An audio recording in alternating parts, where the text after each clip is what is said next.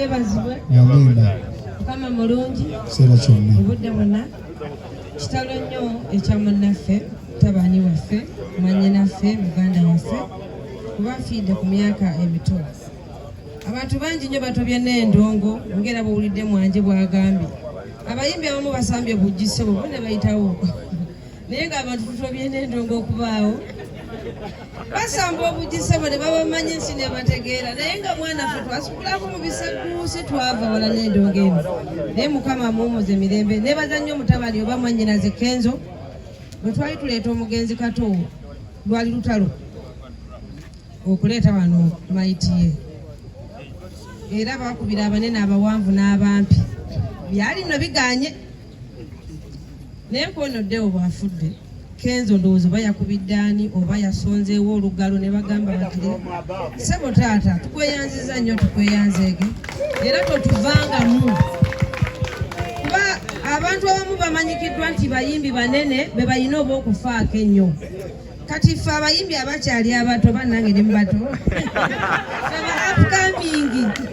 feba upcoming tebatubalanga bantu. Naye nga waliwo abanene senga wanera abanene bakoze eki bajjudde. Naye kale era katwesige Kenzo yaliwo ng'omunene akiikidde abanene abalala bonna. Abato ffe tusingawo obungi wano. Bazaituni n'akawunde baabo bawala bato bakyali ba upcoming. Balebeka jingo. Naye nsobodde okutoolayo akantu kano katono naye kabeeko. Nakisi. Ate kakati. Akasukali abaana lyo naye nga Kenzo webale nnyo webalire ddala. Omanyi bagamba wabeera ekibiina ekirungi kikola ki? Kenzo otulaga ddi omukyala tumulabe. Obanja federation obanja mukyala. Manja Kenzo ne federation yonna.